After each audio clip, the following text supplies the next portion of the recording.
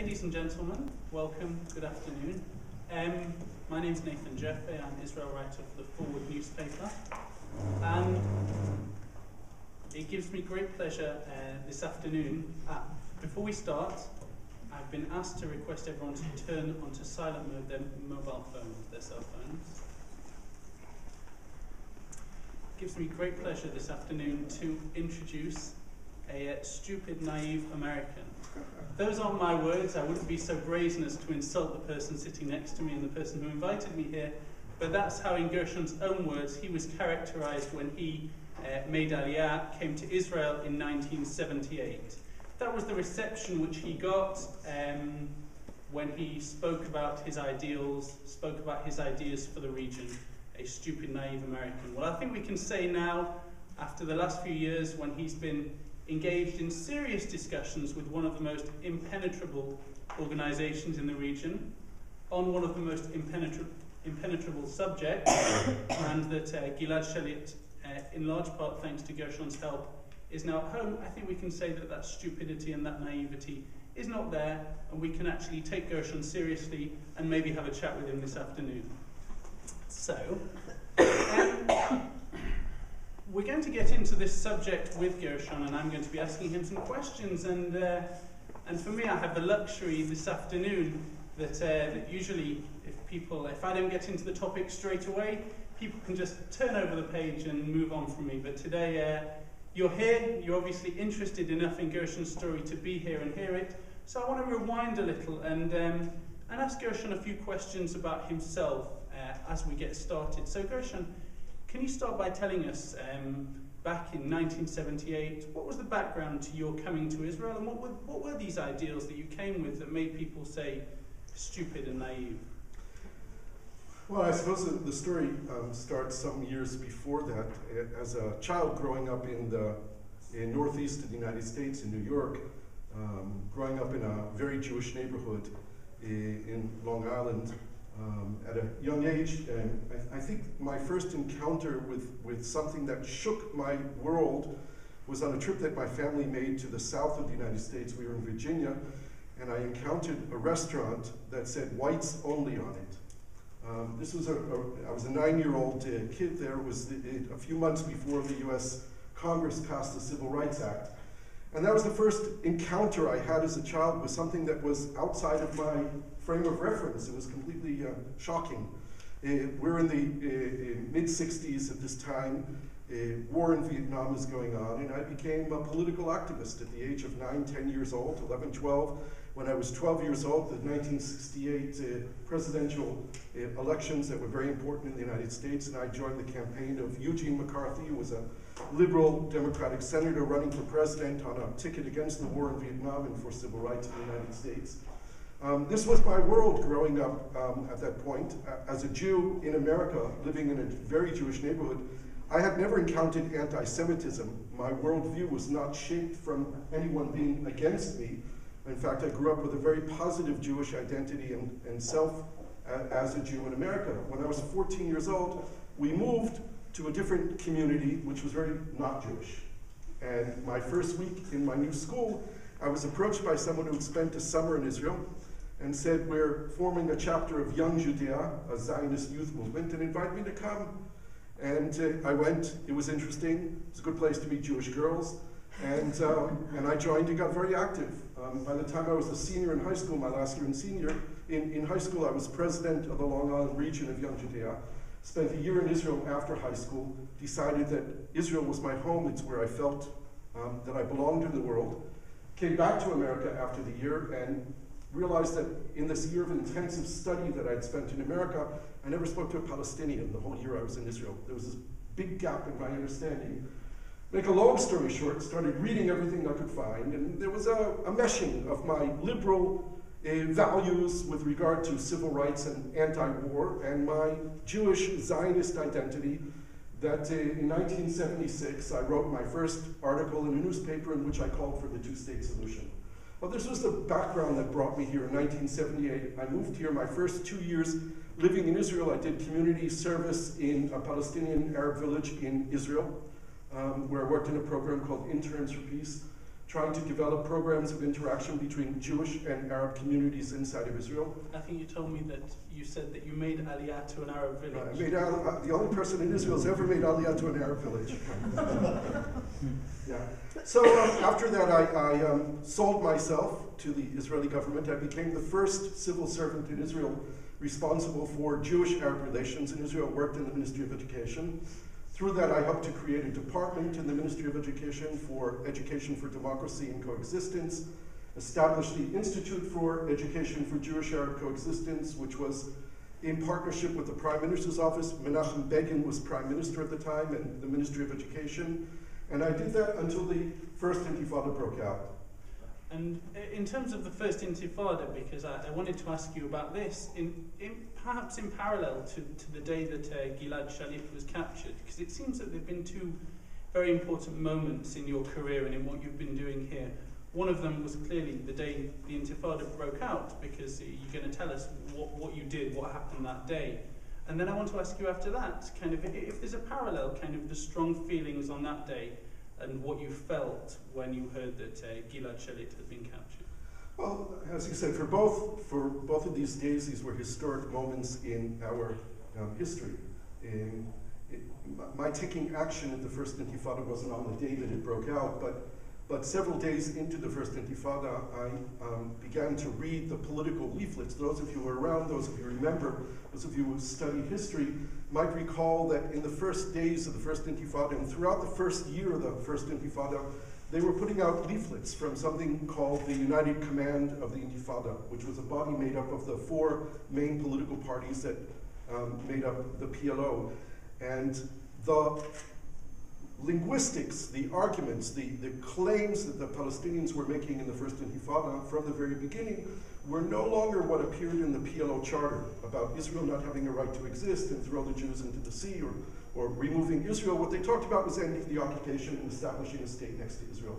Now for me that was a critical moment because in 1976, when I wrote my first article in favor of the two-state solution, I also went to speak to the PLO ambassador in New York, Mr. Terzi, and I, in a private meeting behind closed doors, said, I think that the PLO should recognize Israel and should accept the two-state solution. Mr. Terzi's response to me at that time was, over my dead body. We will never recognize Israel, we'll never accept the two-state solution. My sense was that it had to come.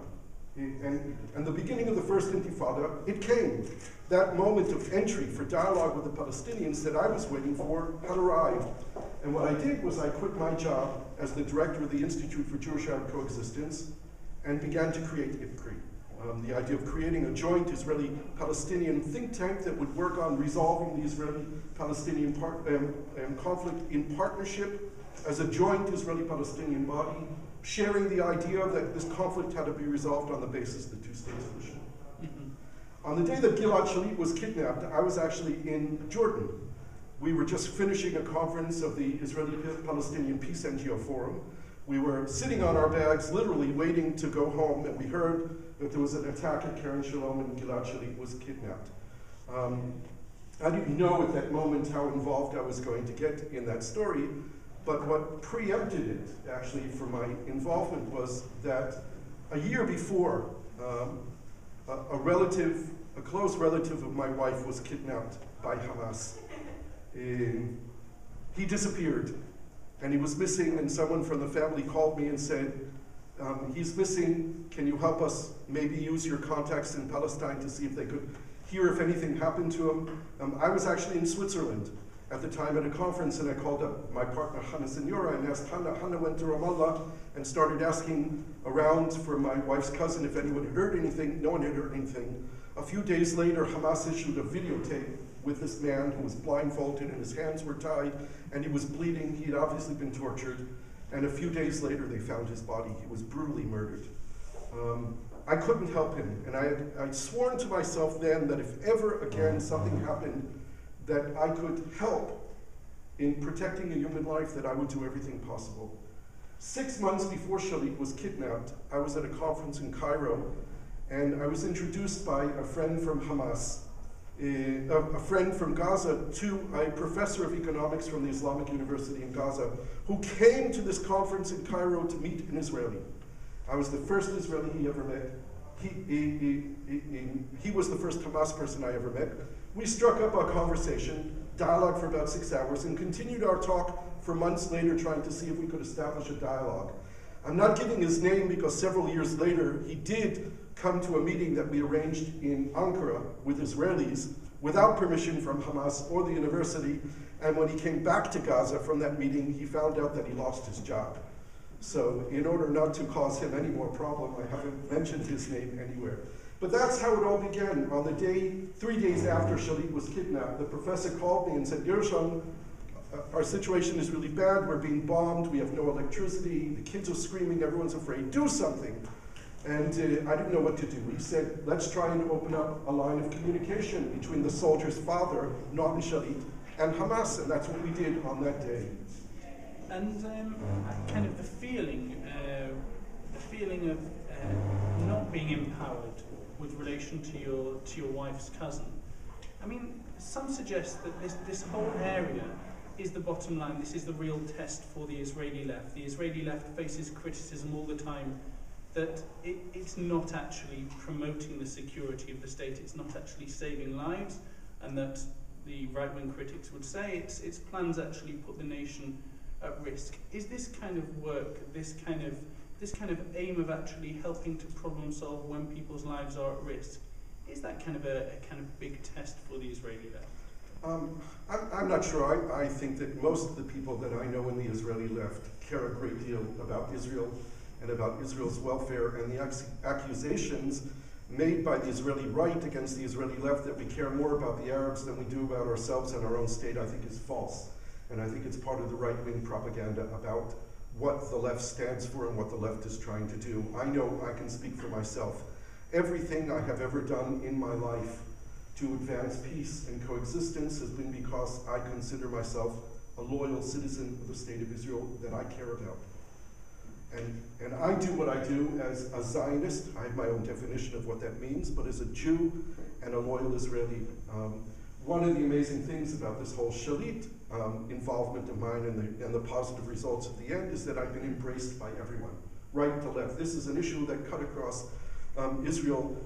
Almost 90% of Israelis support the deal, and people stop their cars in the street and come over and hug me, and I was interviewed in 2 Haredi newspapers, ultra-Orthodox newspapers, an interview on the secular radio, and just everyone has praised me. And a lot of people from the left actually sent me emails and on Facebook and said, you did a great service to us in the peace camp in the left, because it shows that we do care about Jews and Israelis and not just about the other side.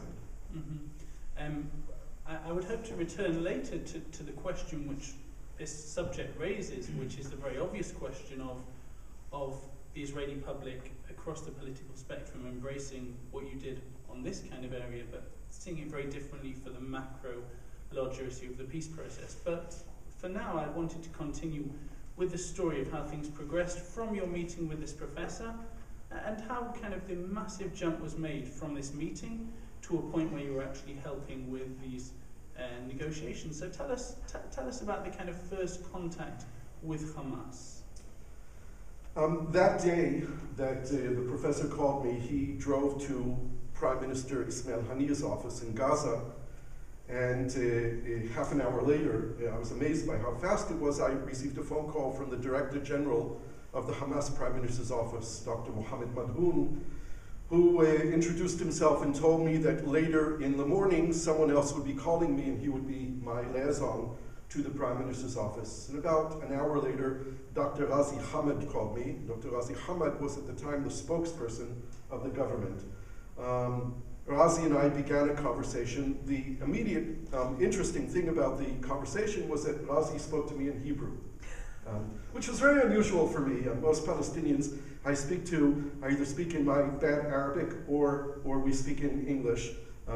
Very few Palestinians that I know I speak to in Hebrew, and here's this spokesperson of the Hamas government who calls me and speaks to me in Hebrew, and when I suggested we move to English and he speaks perfect English, he said, no, let's speak Hebrew. So this was... Where did he pick up his Hebrew? In prison, of course. Israeli prison, of course. It was clear to me from the conversation with him, the very first conversation, that there was a human touch to it. Razi was the one who suggested that I try to call the soldier's father. He didn't say try to contact your prime minister's office that we're demanding a prisoner release. He said maybe we can talk to the soldier's father, and I thought that was quite remarkable. And I arranged a phone conversation. It took me a few hours to find Noam Shalit's phone number. And once I did and spoke to him and suggested the phone call, Noam Shalit immediately agreed, and a conversation took place between the two of them later. Did you not fear that that could be a form of manipulation, getting Noam Shalit's feelings out there, that could somehow... I didn't think about that. You know, I thought there was a human touch here, and I thought that the more that we could humanize a very inhuman situation, the better it would be. The big problem was that it wasn't clear who was holding Shalit and what they wanted, because there were at least 3 different Palestinian groups in Gaza who were responsible for the attack and the abduction of Shalit, and we didn't know who was in charge. It took another few weeks before it became apparent that Hamas had taken charge. And during this time, it was me calling Razi and suggesting that they provide a sign of life. This, I thought, was the most important thing, because we didn't know if he was alive. We didn't know what his welfare was. And I thought in the back of my mind that beyond a sign of life, the most important thing to do was to establish that there was a chain of communication that led to the people who were holding Shalit.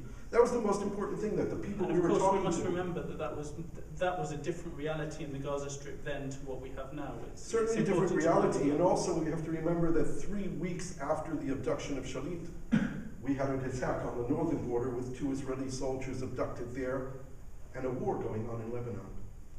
So not only was the summer rain operation that the Israelis called it, which was a massive military operation taking place in Gaza, we now had a war going on in Lebanon. Also, we have the north of Israel being rained on with Hezbollah missiles. We had Qassams coming out of Gaza. We had Israel fighting battles in 2 locations trying to find soldiers who had been abducted, that they had no idea what happened to them.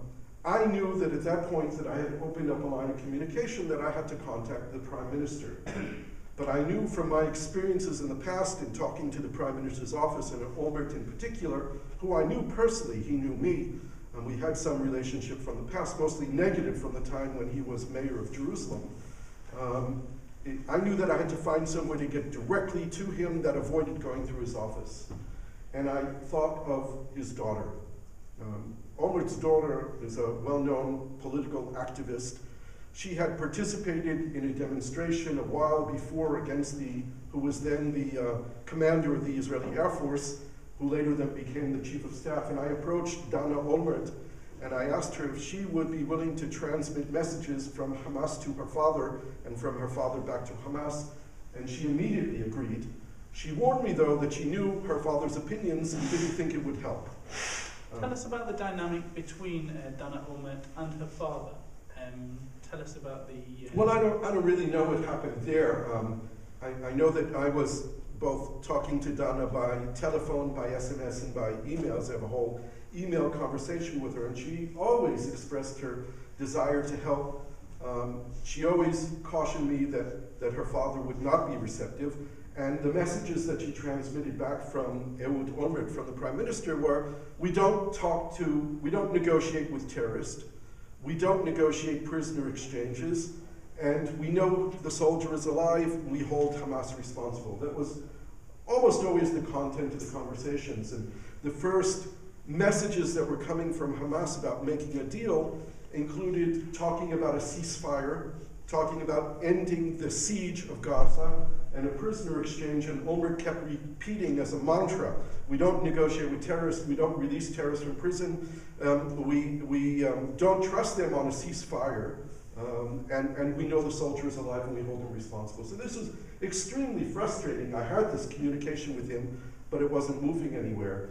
Then Hamas came with a concrete offer, and they said that they would deliver a videotape in exchange for 350 women, prisoners, and minors. And I delivered the message. The message from Olmert was the same thing. And I tried to impress upon him through his daughter that we needed the sign of life, not because we know he's alive or not that he's alive, but because we had to establish a line of communication to the people who are holding him. But Olmert said we won't pay anything for a sign of life. For information, we wouldn't pay anything. Eventually, we negotiated it down to 1 busload of women and minors, And even to that he said no, and Hamas even agreed that the busload of women and minor prisoners could be delivered to the Muqatta in Ramallah, to Abu Mazen. And Olmert still said no. So at that point I went to Gaza. Hannah and I went to Gaza. We both had press cards, and before June of 2007, when Gaza was closed to Israelis, we could actually still go into Gaza. Of course, when we crossed the border into Gaza, we had to sign this document relieving the government of Israel from having any responsibility for our welfare. And I mean, I wasn't going to tell them I was going to speak to Hamas about Gilad Shalit, but that's what we went to do. And in the meeting in Gaza, I came up with the idea with my meeting with Razi Hamad of a letter. Let them deliver a hand-written letter from Gilad Shalit with no price. But the idea was that this would establish a line of communication, would open up Olmert to begin a negotiating process. This was the idea behind the letter. Razi liked the letter. He told us to stick around in Gaza and he would get back to us. By the time dark came, we decided we should leave Gaza. We came back to Jerusalem.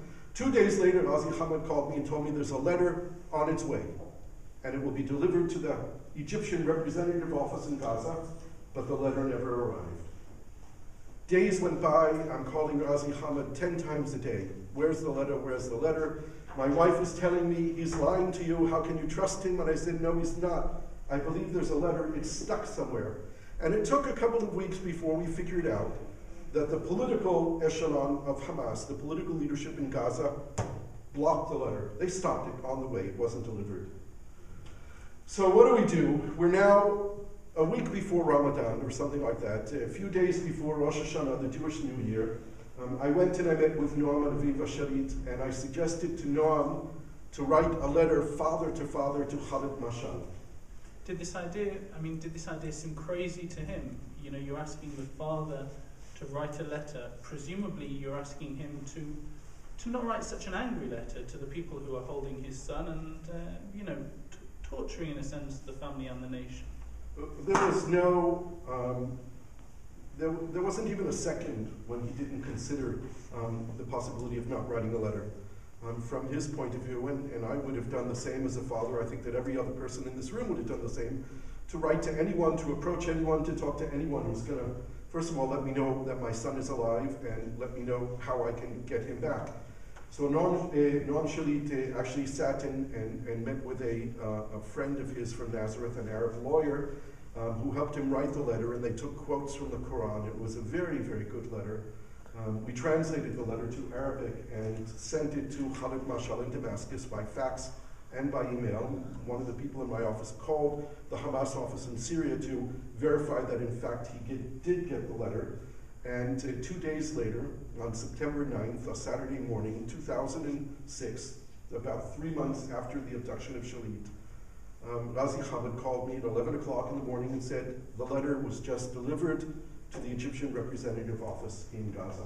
Now, this letter in return did not become known about by the Israeli public for a long time. Why was that? I think it was determined. What happened immediately after the letter being delivered is about 2 weeks before Prime Minister Olmert had finally appointed someone to be in charge. He had appointed a man named Ofer Dekel, who came from the GSS, from the Shin Bet, who was going to be in charge of the prisoner release, dealing with Hezbollah and dealing with the Shalit case. He immediately contacted the Egyptians and thought that the Egyptians would mediate with Hamas. They had this representative office in Gaza. Ofer Dekel made contact with the Egyptians and had the letter delivered the following day to Israel. It was verified that it was in Shalit's handwriting, and at that point, Ofer Dekel called me and said, Gershon, thank you very much for all you've done. From this moment, you're out of the picture. This is now an official business. The Egyptians are mediating. We don't want any people bothering us in the process. The official position was that as little information in the public domain as possible will make the negotiations more smooth. They were afraid that any public attention would increase the demands of Hamas, that the more attention there was, that Hamas would demand more, would make the negotiations more difficult. That, in fact, is not true, in my opinion, even 5.5 years later.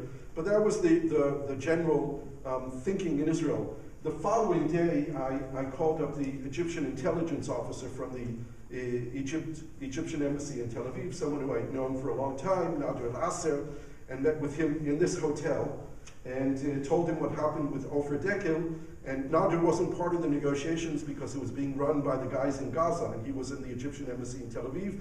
But he said to me, Gershon, don't listen to Ofer Dekel.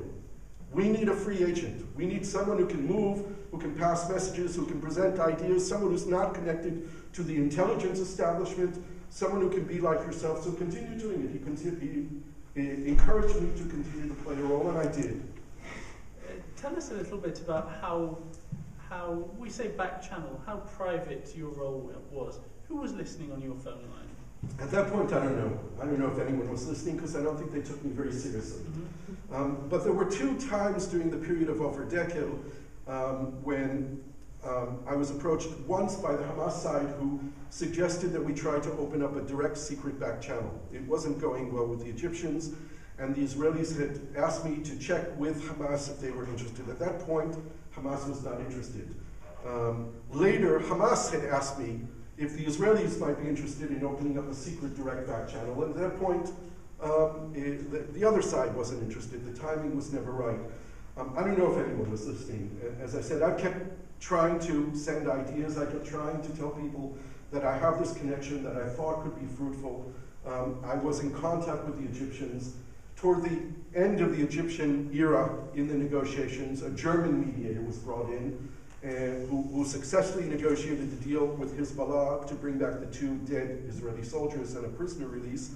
And then he focused more on Hamas. But I was getting messages all the time from Gaza that the German mediator was not meeting success, that he was stuck. He was coming back and forth quite often, but there was no progress. And if we could have this direct back channel, then we reached the end of the Olmert period, and Netanyahu was elected. Netanyahu appointed a new mediator on the Israeli side, someone from the Mossad named Chagai Hadass. And from day one, this is quite a humorous story, I heard Chagai Hadass's name in the morning news on the radio, and I wanted to make contact with him immediately. The first thing I did was open up Facebook to see if he had a Facebook page. He had left the Mossad, become a businessman. He had actually opened up a Facebook page. And there wasn't a whole lot of information there, but it did say where he lived. I called up 144, the information, got his home phone number, called up his daughter, answered the phone, and she gave me his cell phone number. So I called up Chagai Hadass, former Mossad agent, and told him who I was and had these contacts. And he, of course, said, I just got in the job. I don't know anything, talk to me later. I talked to him later, and he kept telling me, we don't want your involvement, there are official channels as a German mediator, etc., etc. I kept hearing from the Palestinians in Gaza that the German mediator wasn't producing anything. For months at a time, he disappeared. There was no mediation going on, it was stuck. So I kept calling, sending SMSs to Chagai Hadass. I went to speak to the Shalits. I got the phone number of the German mediator, Gerhard Conrad, and I called him up and told him who I was and started sending him messages with ideas of how to progress until he ended up not answering me anymore. He got messages from Hadass not to talk to me. In July of last year, July 2010, after the German mediation had basically finished, Razi Hamad called me again and told me, look, we want to make progress. I'm in direct contact now with Ahmed Jabri, the head of the Yazid al-Qassam, the military wing of Hamas. Razi, by the way, had been fired from his position of spokesperson of the Hamas government. He had written a very critical article in the Hamas newspaper against Hamas, basically saying we have no strategy, we lost our ideology, we don't have a direction, we don't know what we're doing. It was a thinking piece, and it was a challenging piece to the Hamas public, but he lost his job. Eventually, he was appointed to be in charge of border crossings at the political level. And in his position of being in charge of the border crossings, he became close with Ahmed Jabri, who ran the security of Gaza, the strongman of Gaza. And his relationship with Jabri developed into a friendship. And in July of 2010, Razi contacted me and sent me a fax, or sent me by email, a document with principles for renewing the negotiations, basically saying what the Hamas didn't like about the German offer. There was a German proposal on the table. All along, Israel was saying that Hamas never responded to the German proposal. And here, there was a Hamas response. to the German proposal. I transmitted it to Hagai Hadass. I had to send it to the military attaché in the Prime Minister's office and asked them to deliver it. I got no response. Hadass kept telling me there's an official channel, the German, but I knew the channel was dead. So I contacted the Egyptians and asked the Egyptians to try and talk to the Israelis. We're still in the Mubarak era. Omar Suleiman, I contacted Omar Suleiman's office and dead end, completely dead. Before we move on to the Egyptians, tell us a little more about what the problem was with the German approach, because I think that's going to be very important to understanding what succeeded about the final deal. What was wrong with the German approach? What was insufficient there? The German had successfully locked Hamas into dealing with a set list of names. This was the big achievement of the German, because one of the problems that they faced in every round of negotiations is that Hamas Jabari would show up with a new list of names. So the fact that the German list became the basis was very important in concluding the negotiations. But I began to have suspicions about the German proposal when the new guy was appointed, David Maidan, and we began dealing with the issues in the negotiations. And the first difficulty came up was that the Hamas demanded for 1948 Arabs to be included. People who were citizens of Israel, who were engaged in terrorism, were in Israeli prison. The Israelis had always refused to release Israeli citizens in the framework of prisoner exchanges. But this is an issue that I had with the Israeli negotiating team, and I argued on it. But that wasn't what raised my suspicion here. David Maidan, the guy newly appointed by Netanyahu, told me that in the German proposal, the issue of 1948 Arabs was dealt with in Annex 13 of the agreement. I said, Annex 13? How many annexes were there in this agreement? And he said 15. And I said, how long was this agreement, the proposal? And he said 150 pages. I almost fell off my chair when I heard this. 150 pages. I said, did the German think that he was negotiating a merger between two German economic business concerns? I mean, does he think that Ahmed Jabari and Ezzeddin al-Qassam has a legal department that can deal with it? What happened was that the Hamas people, when they received this 150-page proposal, fainted. They said, this guy works for the Israelis. The person he was negotiating with was Mahmoud al-Zahar. The first thing that happened is that Jabari pushed Mahmoud al-Zahar out of the negotiations. He said, this German and Zahar are working for the Israelis. This was what happened. The Egyptians told me afterwards when I was in Cairo during the last round of negotiations, the head of the Egyptian team told me, you know, the German disappeared for 10 months. He shows up with a 150-page agreement proposal. That was the end of the negotiations. It's quite amazing. So let's move on to what happened then and what the differences were, which you think led to the breakthrough. In April, in this past year, Hagai Hadass resigned. The German went home. He was finished.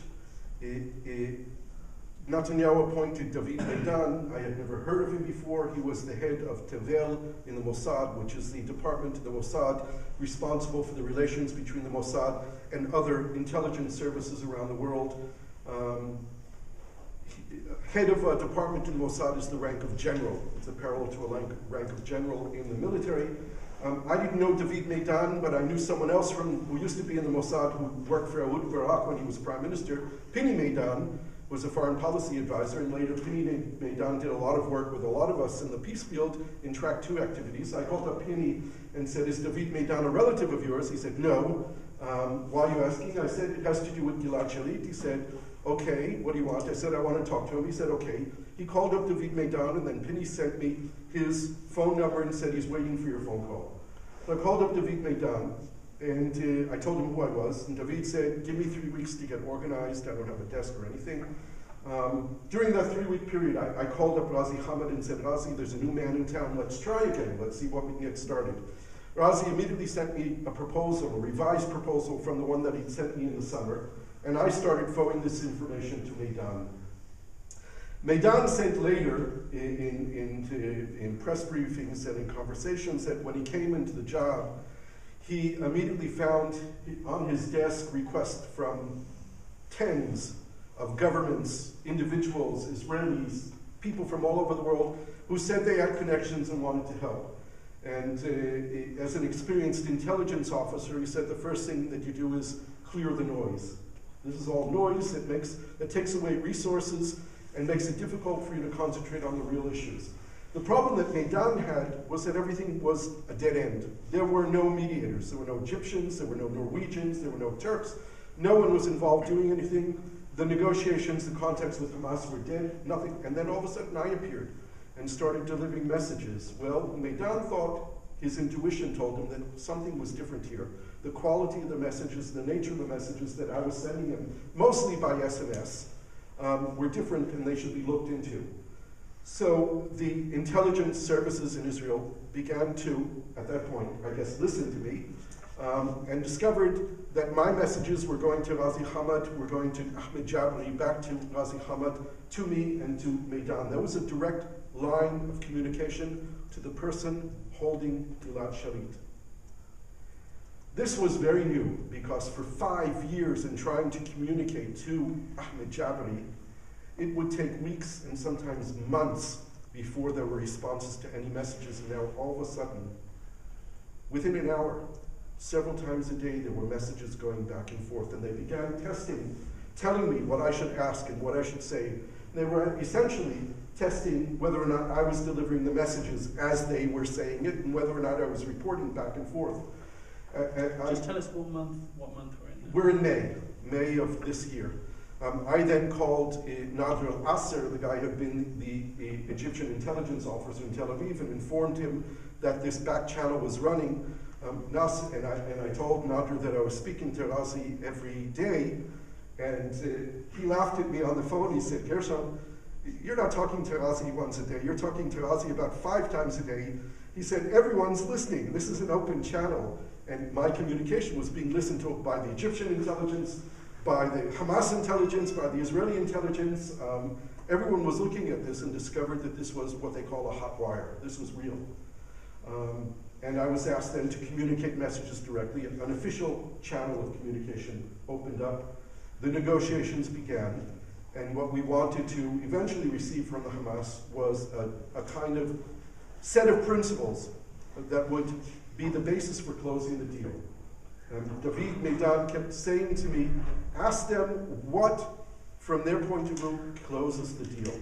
The other important message that I was giving Ghazi Hamad all the time, that David Maidan was telling me, was that Netanyahu made a decision to reach an agreement. I knew that this was real because in the first meeting that I had with David Maidan, he described to me his first conversation with Netanyahu about this. This is in April 18th. David said that Netanyahu sat with me and said to me, David, you know me.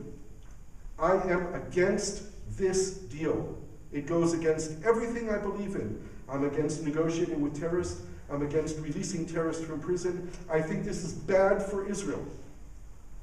But we have no other way of getting Shalit home, and we have to bring him home now. If we don't bring him home now, we may not be able to. When David told me this, I had always believed for the 5 years before that I was involved in trying to start negotiations, that the key was in the Prime Minister's hand.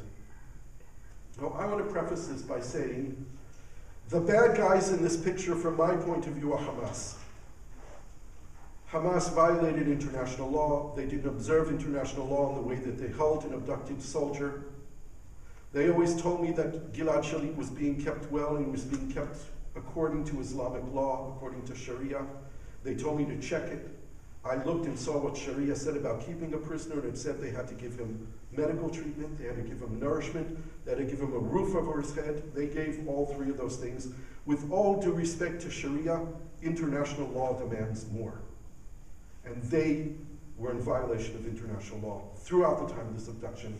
But nonetheless, in my mind, the key was in the Prime Minister's hand. And once the Prime Minister made a decision, in my first meeting with David Maidan, I said, David, failure is not an option. We are going to bring Gilad Shalit home. I have the sense that this was it.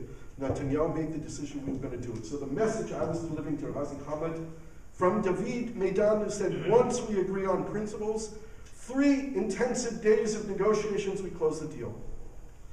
They got the message that the time was ripe, and they were willing now to begin to be flexible. So we've come a remarkable distance. It's been a slow process, but kind of from that first conversation with the professor, presumably at first not quite knowing even when you were getting the right phone calls, that these people are the people who can be accountable for Shalit. There must have always been that nervousness at the start. For me, it wasn't a nervousness of whether or not they were actually holding Shalit. For me, it was a question of whether or not Shalit was actually still alive. The last sign of life that we had was in September of 2009. When we began the negotiations in May of this year, they refused to deliver a sign of life. And there was always a suspicion in my mind that the reason that they weren't delivering a sign of life was because they couldn't. And I was always suspicious about that. I was always scared about that. There was a crisis for me 2 weeks before the deal was completed, that after Israel had agreed to the final negotiated deal, that the Egyptians had closed, Hamas disappeared.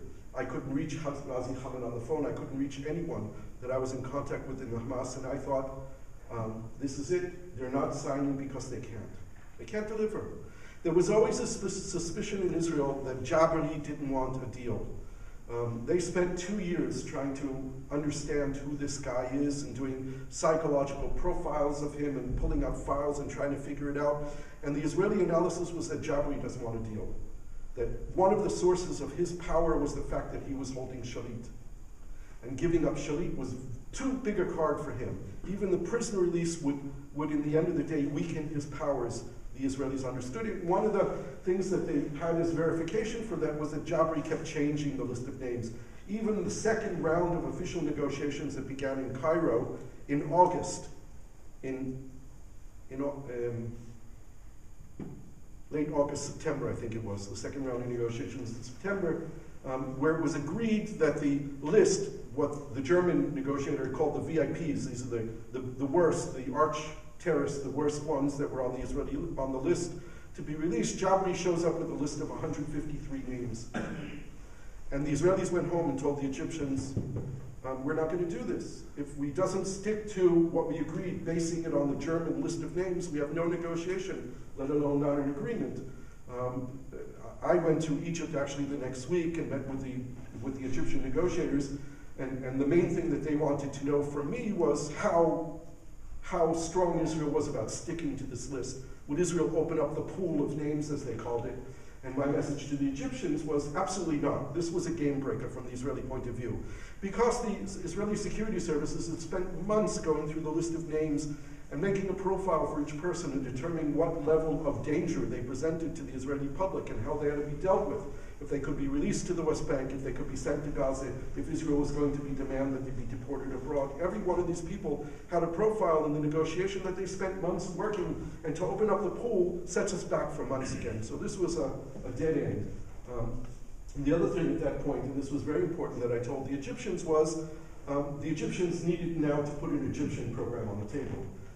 We're now in September, and we just had a crisis because there was a terrorist attack near Eilat. We had 3 days of bombing back and forth between Israel and Gaza, with several people killed in Gaza and one Israeli killed. And I was afraid that not only would this break down the negotiations, but we would end up with a lot more people killed, and that would make everything more difficult. So Razi Haman and I spent 3 days on the telephone transferring messages. David Meidan was sending my SMSs from Hamas directly to Benny Gantz, the chief of staff, and to the prime minister, and to there were 6 or 7 people in Israel who knew about the secret channel. They were getting these messages about ceasefire. During the month of August, during this terrorist attack, I had 1,750 SMSs on my telephone. This is the extent that the messages were going back and forth, and we managed to have a ceasefire after 3 days and move on with the negotiations. But I said that the Egyptians now had to put their own plan on the table, because if not, the Israelis and the Palestinians would go back and forth on every sentence, on every name. So the Egyptians actually did that in the next round. They came in, and then they started applying political pressure on the Hamas leadership to make Jabari more disciplined. Now, there's something that you touched on before and we didn't go into, which was, of course, in the midst of everything that you're talking about, there was this enormous kind of enormously unsettling spring in the Middle East and the regime change in Egypt. When that first happened, what did you feel that was going to do to negotiations over Shalit? You know, by watching the events in Cairo, I don't know about you folks, but I was glued to Al Jazeera 24 hours a day. I was watching Tahrir Square, and it was, my heart and my mind was with the people in Tahrir Square, and I was very happy to see what was happening there. It was very exciting.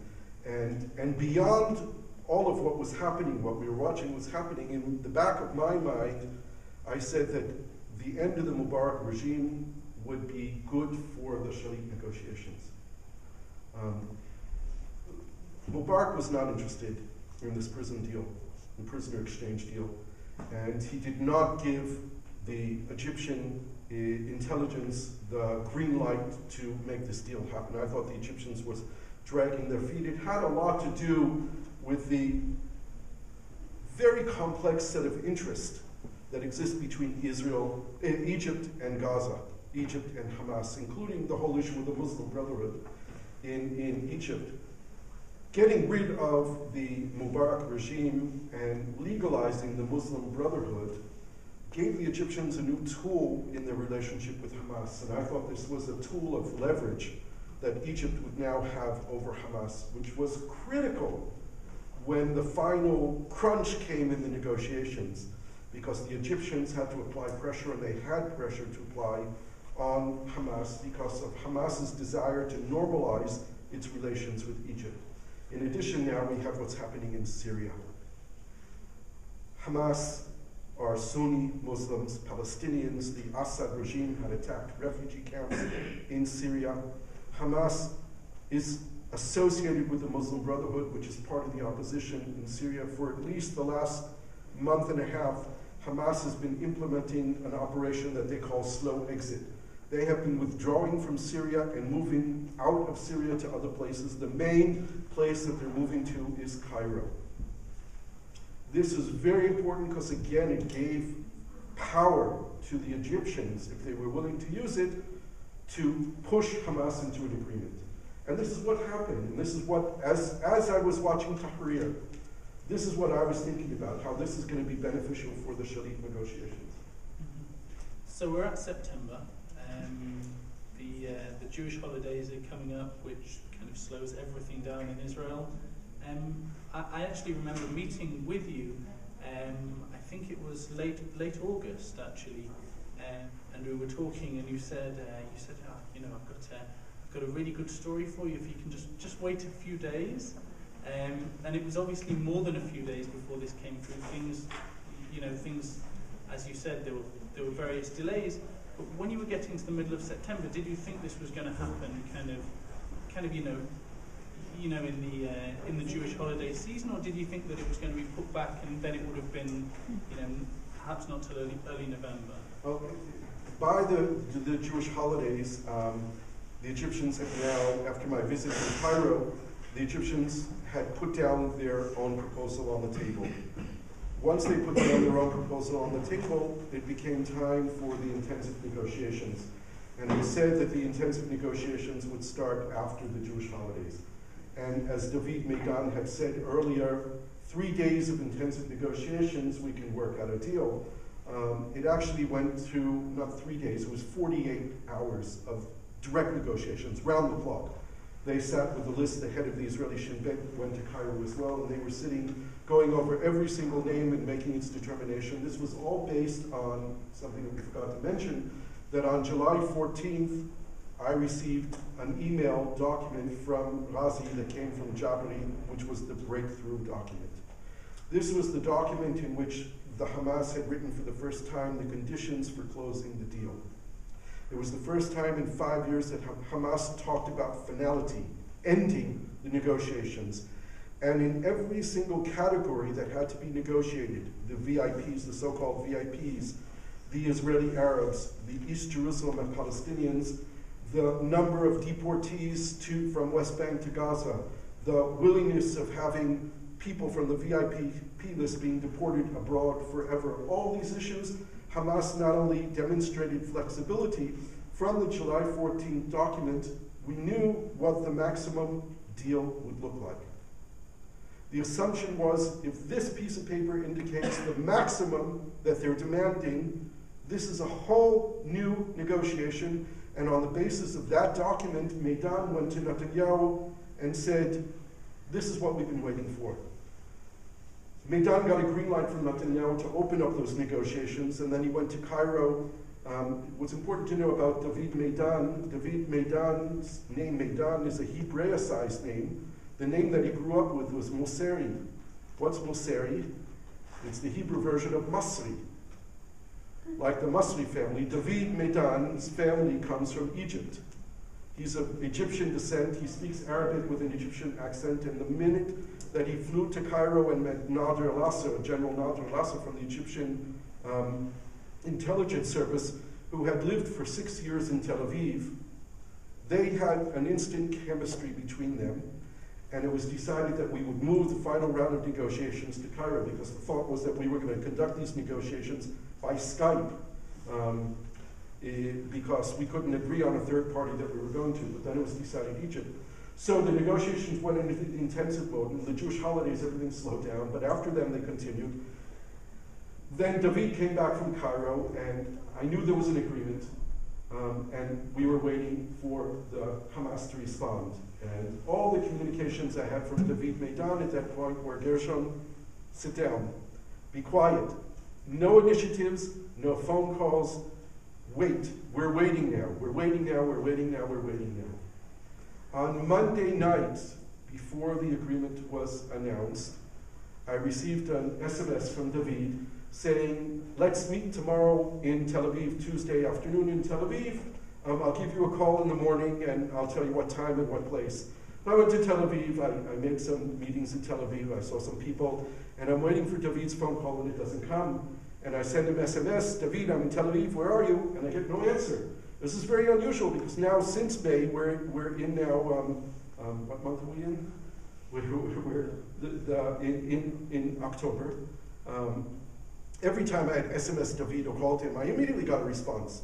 Unless he was in Cairo, or unless he was sitting with the Prime Minister. He would send me, even at 2 o'clock in the morning, I would send him an SMS and he would answer me immediately. So I knew something was going on, and I thought that he was either in Cairo and there's a crisis, or he's sitting with Netanyahu and something's happening. Well, at 7:30, there was an announcement on Al Arabiya television that there was an agreement. At 8 o'clock, Israeli Ynet announced that the government was called to come to a meeting to vote on the agreement. I got in my car and drove up to the Prime Minister's office and waited, sent David a message that he was in the Prime Minister's office, said, David, I'm waiting for you outside to give you a hug. He ended up leaving the government meeting, went till 2 o'clock in the morning. David left at about 10:30. He exited through a back door to avoid the press. He got in his car and called me and said, Gershon, we did it. And that was just an amazing feeling. Mm-hmm. But of course, I think everybody feared that even after the agreement was made, there could be a last-minute glitch. Right. The big fear was what physical state and mental state we would find Gilad Shalit. But also that there could be a glitch with the agreement. There was also a fear that some of the rogue forces were going to start shooting Qassam or grad rockets into Israel, and that would create an escalation, and that would cancel the deal. The big fear was that if there were casualties in Israel as a result of rocket fire from Gaza, that would turn off the Israeli public to the deal, and Netanyahu couldn't go through with it. And God forbid that people should be killed, and an Israeli response would. So there were some very tense days there. It was very, very up in the air of whether or not this was going to happen. And on the morning of the exchange itself, of course, there was the issue with the female prisoners. This was not a real issue. This was a last-minute attempt of Hamas to get something new. The Egyptians, I called the Egyptians as soon as the issue came up, and Nader al-Assad told me, forget about it. There's a deal is a deal. We shook hands on it. They're not getting anything else that's outside of this deal. So he said the Egyptians would make sure that the women prisoners was not going to prevent it. But the big question was, what's the state of Gilad coming back, and would the prisoner exchange go smoothly? Would everyone get out? Would it be transferred on time? The whole thing was a really big operation. When I sat with David that first time in May, we sat at a coffee shop on Palmach Street in Jerusalem, After we had spent about 2 hours talking to each other, introducing each other, and getting to know each other, I looked at him and said, I have one request. He looked at me like I was going to ask him for $1 million or something. I said, when we bring Gilad home, I want to be there when he crosses over. And he said, if it's possible, you'll be there. Well, when they worked out all the details, he said, Gershon, I'm really sorry, it's not possible. But the minute that Gilad crosses from Gaza into Israel, I will send you a message that he's in our hands and on Israeli soil. And in fact, when David received Gilad in the Egyptian side of Rafah and crossed with him over to the border, he sent a text message to 2 people, to Noam Shalit and to me. We further communicated during the day, and it was really a very emotional experience. I've been approached by some Palestinian friends who are peace activists in Ramallah and people who are former prisoners themselves, and asked me if I would come to meet a group of prisoners who were released in the exchange. I must say it's a big dilemma for me, because for me, I did it to bring Gilad Shalit home. I personally believe that Palestinian prisoners should be freed in the framework of a peace deal. When countries at war, when people at war make peace, there's usually a general amnesty to people who are combatants and fighters. And I would hope that when we reach peace between Israel and Palestine, there will be a general amnesty for people who fought against, and they would be released. I don't like the idea of releasing prisoners because an Israeli soldier was abducted. And I fear that it, like everyone else does, that it just gives more incentives to kidnap Israeli soldiers, and God forbid we should be in this situation again.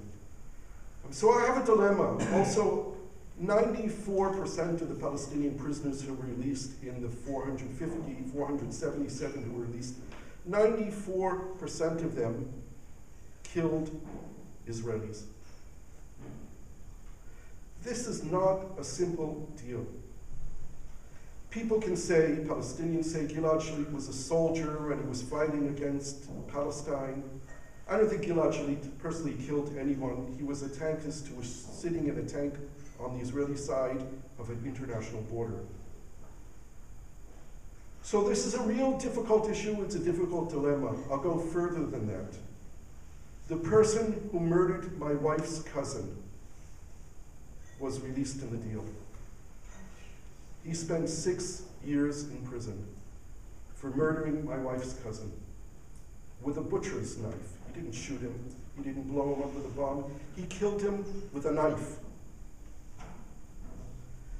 My wife's cousin family called me on the morning that the deal was announced, and for half an hour on the phone were yelling at me, his wife and his children. All I could do was listen. I wasn't going to argue with her. I could voice my empathy and the sense of injustice. Her husband was not a settler. He wasn't a soldier. He was an Israeli who happened to be he was a person who had a lot of Palestinian friends. He did business with Palestinians. He bought and sold equipment for restaurants. And he was called by a Palestinian to go to Ramallah to buy equipment to sell in Israel. And he went there and he was abducted by Hamas and he was murdered. So this is not an easy thing for me. There are a lot of dilemmas here, and no doubt. For me, nonetheless, this is the most important thing that I've ever done in my life. Bringing Gilad Shalit home alive and well. Much better condition than anyone imagined. And he's doing well, he's being treated. He had an operation on Friday for removing shrapnel that was in his arm for 5 years and 4 months. He didn't see sunlight. He had sufficient food. They gave him a television and a radio. He had paper to write a journal, which we're trying to get now. They didn't let him take it out with him. We're trying now to get Hamas to agree to let him have his journal, his notes that he kept when he was there, and hopefully that will happen. But it was really a miracle that after 5 years and 4 months, we are able to bring him out and he's home with his family. I'm going to see him in another week and a half. It'll be my first time to meet him and to see the family. I mean, we've obviously just heard now the very emotional part of the story for you. And it's difficult to step away from that emotion and ask perhaps for a more analytical approach to what can be learned from all of this. Are the lessons for next time this might happen, or are the lessons on a broader level of the future of peace in the region, Israeli-Palestinian relations? For me, the most important lesson to be learned here is the importance of the personal development of trust between individuals. The messages that were starting going back and forth at the first part of the official negotiations that I was running was that Israel doesn't trust Hamas and Hamas doesn't trust Israel. They didn't believe anything that each other said, and the fact that after 5 years of constant contact between me and Razi Hamad, we had developed a personal relationship of trust. We didn't agree on political issues, but on a personal level of talking to each other hundreds of times over 5 years, of chatting on the internet, of SMSs, of phone calls early in the morning and phone calls late at night, that went beyond talking about Gilad Shalit or ceasefires, that went into talking about wishing the family well and having a happy holiday, and when someone was ill, of concern, of a human contact. The human contact and trust between the two of us is what enabled this negotiation to happen. Because when the stuff got tough, when the messages were hard, when I had to tell Razi Hamad that they were crossing a point that Netanyahu could not accept in their demands, Razi Hamad understood from me that what I was telling him was the truth. It was not a negotiating tactic trying to squeeze more concessions from Hamas. And when he likewise told me what were the limits of Jabari, how far could Jabari go in his compromises, that message was communicated as is with a high degree of trust to the Israeli side. So this was the #1 message, and I say again today, when we look at the relations between the government of Israel and the Palestinian Authority led by Mahmoud Abbas, there is not zero trust, there's negative trust, complete and total mistrust. Praised his leadership. And the reason why I did that, because in my mind, Netanyahu demonstrated leadership, real leadership, because leadership is not when you make easy decisions. Leadership is when on the balance scale you have competing values. And on Netanyahu's scale, there was the value of not negotiating, or the principle of not negotiating with terrorists, of not rewarding terrorists. And on the other side of the scale was the principle and the value of social solidarity, and what we call the non-written covenant that exists between the government of Israel and the people of Israel that enables Israel to have a people's army. And it's really interesting. One of the Hamas negotiators was a guy named Salah Haruri. Salah Haruri is from the West Bank. He was expelled last year and he's in Damascus. And he was one of the 3 Palestinian negotiators in Cairo with Jabari. Aruri speaks fluent Hebrew. He spent a lot of years in Israeli prison. He was interviewed last week by 2 different Israeli media agencies, and he said something which was fascinating, which goes back to this idea of social solidarity. Salah Aruri said, I wish that it was reversed, that it was us who had won, willing to exchange for 1,027. Showing the value that Israel society put on this one soldier who became the son of every Israeli. Salah Haruri commented on this is the real strength of Israeli society, and I thought it was quite ironic that here's this leader from Hamas, the person who is responsible for establishing Ezzedin al-Qassam forces in the West Bank, was commenting this about Israeli society. So that's what many Israelis said to me, you made us feel proud to be Israelis. And the other thing that people said was, you gave us hope. Well, I didn't go into that message, you gave us hope, but for me, my interpretation of it was that if we can talk to Hamas and achieve something, then maybe peace really is possible. that was the message that I got from many, many Israelis. Okay, I think it would be nice if we give people a chance to ask questions, because I know you have more to say.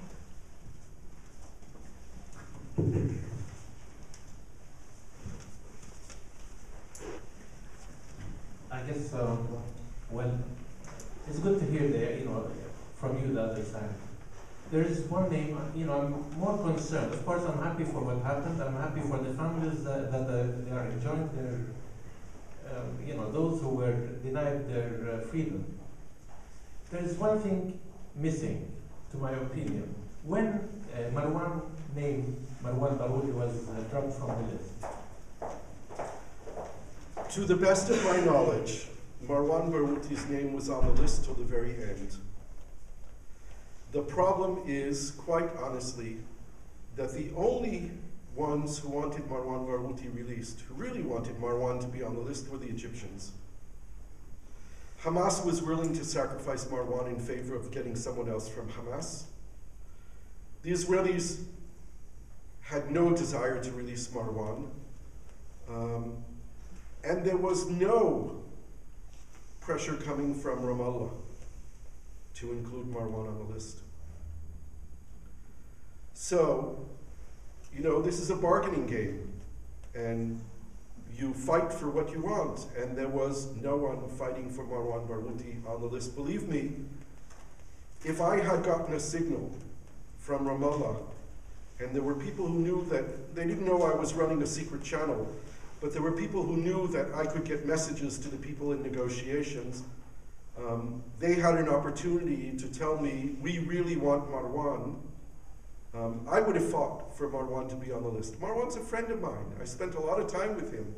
I was hoping that he would be on the list, but I couldn't go and say, this is really important to President Abbas. This is really important to I don't know who. But no one said it. And I couldn't make a case for him. So there was no political will, actually, on all sides? There was, except the Egyptians. The Egyptians wanted Marwan released. Yeah, because, okay, clear.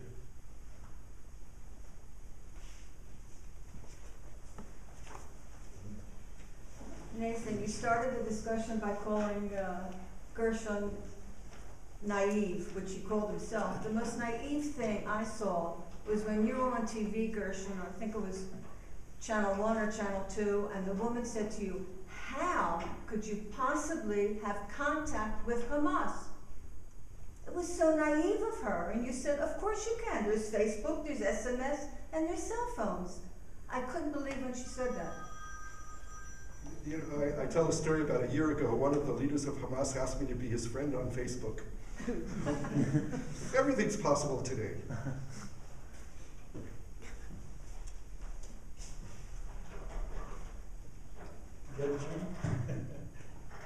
Is it on? It's on. Oh, it's great what you have done. I think it is. At one time you told me that you thought Shalit is dead, right? Yeah. Okay, what you did was great. Until today, I wish you went and met with the prisoners and heard the story of everybody. They are not just outright killers going to kill. There is psychology behind all these things that happen. When you see Muhammad Baoudi as being shot, I saw him on TV, probably you saw him on TV. The father was trying to shield his son. He was shocked. What reaction for the viewers would be, for the father would be. I had cousins being killed. You hear the story about the two old men and women in the field gathering their olives, and settler or somebody just shot him because there was exchange of fire the days before. So here is psychology of war. Everybody had bad, painful story. I was 14 years old. I was shot in the arm in front of my house. I was studying. I had exam next day, and I saw somebody with a sling hit me. I didn't know about this thing. I had 3-inch mortar exploded next to me in the old city. For my good luck, or I don't know, it went down in a manhole. Just went up. If you just want to drop it, you'll have difficulty. Went down, and I didn't know what was happening. I ran out, there was no chance. I throw myself on the floor or get out from the place where I ran out, and it went down and exploded under the ground. And of course, stones flew up. So there was really sad stories. One can tell just many bad stories here. Oh, sad, all over it's war, and it's real bad war because non-ending. It's not a war that ends and stops and we have peace. It is unfortunate. It's very sad. The other thing, why this mortgage, I call it mortgage, why didn't they release all the prisoners at one shot? All the prisoners in one shot? Together, yeah. The two. Yeah, why postponing? Is it just for good behavior? No, okay. Thank you. The second question first. The idea of separating it into two phases was actually developed by the Egyptian mediators way back at the beginning, and the reason was because Hamas was going to get 450 released, and the Egyptians said to Israelis, to Olmert at the time, release more for Abu Mazen. So that was the idea of the separation, that the release of the 550 later would be Fatah, would be released for Abu Mazen to strengthen Abu Mazen after strengthening Hamas. That was the evolution of the two list of names. And that stuck as the framework from the time when the Egyptians brought it up. Look, with regard to talking to the Palestinian prisoners who were released, the 33 years that I've been living in this country and doing peace work, I've always had a principle that I've stuck to, and I will continue to stick to. I'm willing to talk to anyone who is willing to talk to me, period. The only condition I have is that they're not pointing a gun at me. If there are Palestinian prisoners who are released in this deal, who are interested in talking to me and are committed not going back to violence against me and my people, I am more than willing to sit and talk with them. Some of my best Palestinian friends were former terrorists.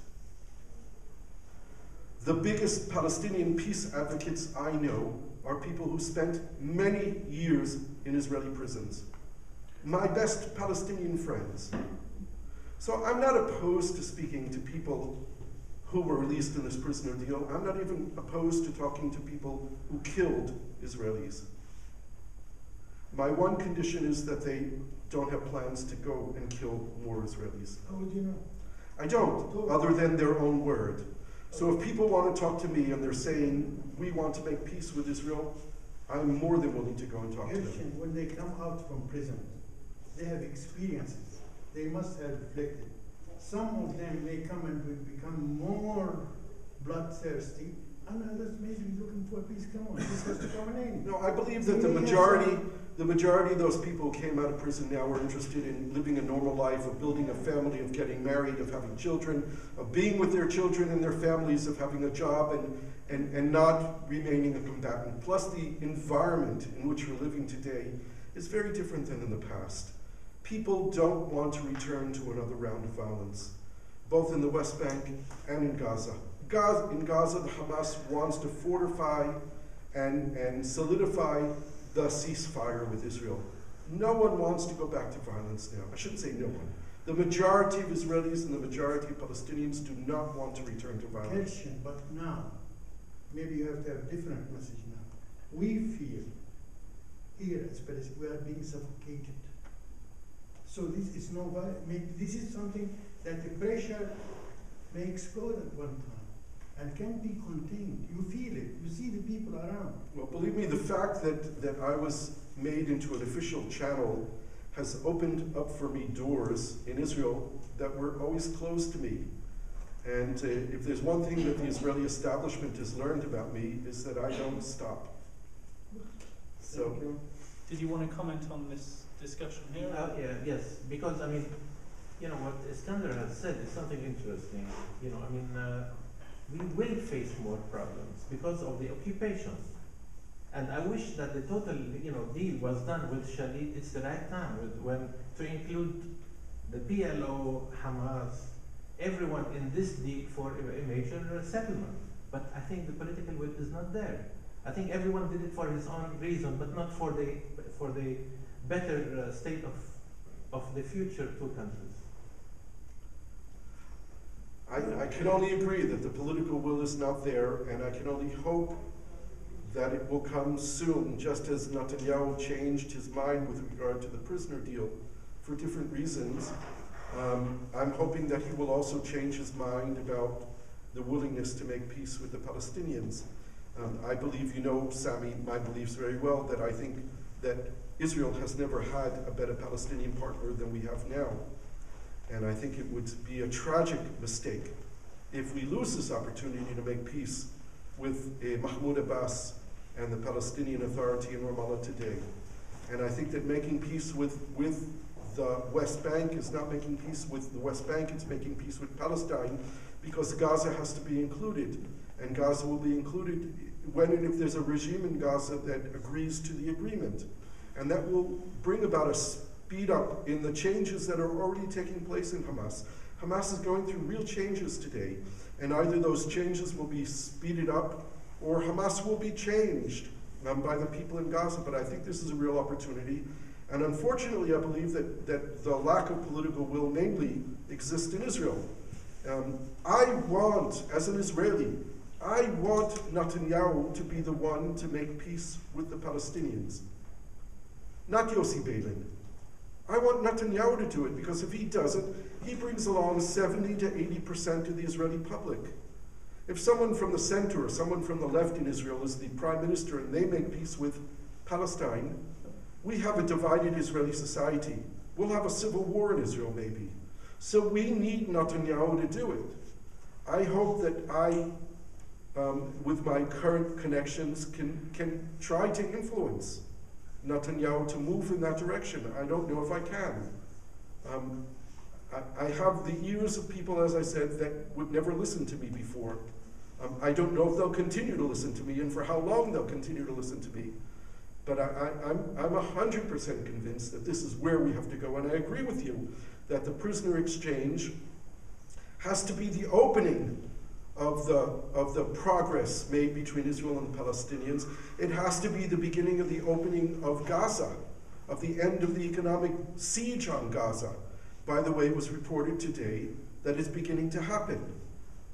Israel has now agreed to double the amount of agricultural produce leaving Gaza this coming season, and has now agreed to have furniture produced in Gaza to be exported from Gaza. So this is the beginning of a change in the Israeli policy to open the economy of Gaza more. This has to be speeded up.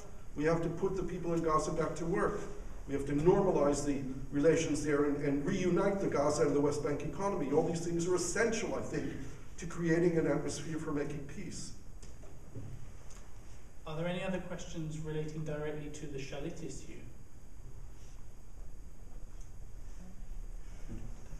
Last one. Gershon, relating to you. What is Israel doing? This is the best opportunity for Israel to make peace. And they are not underdogs anymore. They are fighting dogs. They are close to God. They are very much fortified. They can afford to make peace. What's scaring them? I'll tell you what's scaring them. What's scaring them when you look at the neighborhood from Israeli perspective, put on an Israeli pair of glasses now. And what you see is in this Jewish glasses. Jewish glasses, Israeli glasses, whatever glasses you want to put on. Look at it from the way that an Israeli sees the region. What we see is Hezbollah, which is a front line of Iran to the north of us.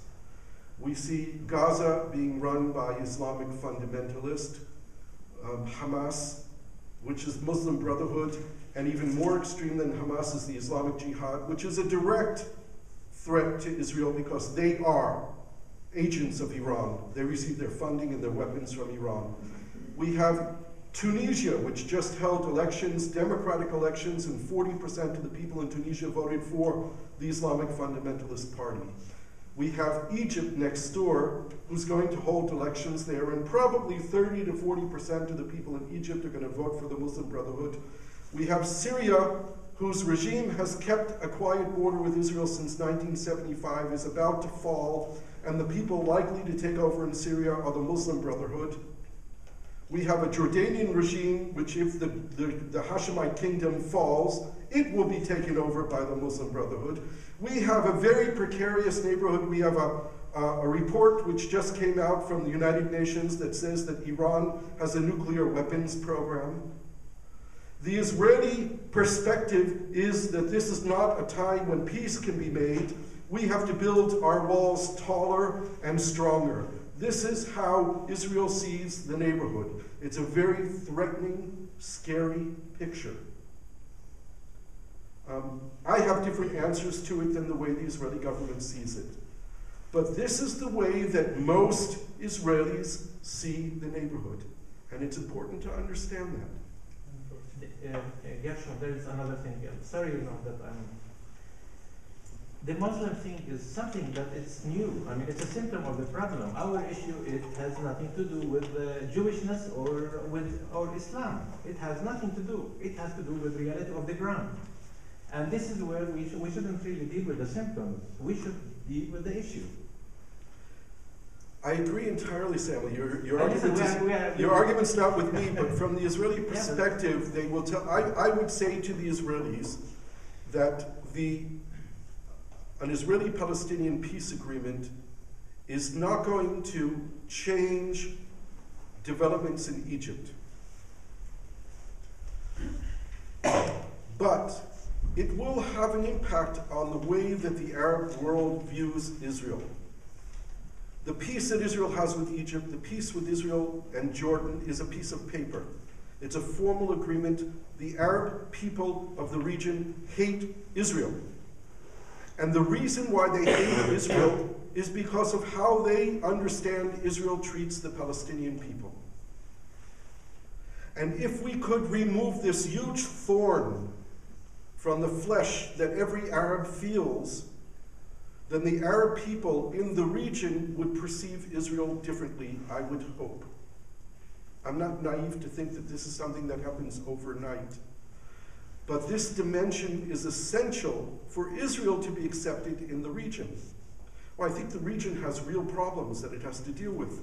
And the fact that the Muslim fundamentalists are coming to power in different parts of the region are problems of the Arab regimes that were in power for so long and didn't allow real democracy to exist there. And the only place that people could organize was in the mosque. And this is the fact that these Islamic parties are very well organized. And there are 112 political parties in Egypt running for elections. The only ones who are organized are the two parties that are associated with the Muslim Brotherhood.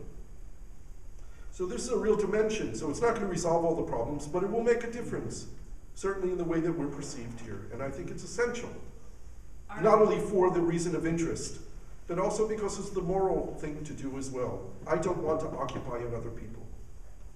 Aren't the current developments in the region the reason why exactly now is the moment that Israel should consider in its own interest to make peace with Palestinians, to make peace with the Palestinians? I think it's another reason. It's not the only reason, and I wish that we would. Okay, well, it's been a fascinating story, and we've been left with lots of food.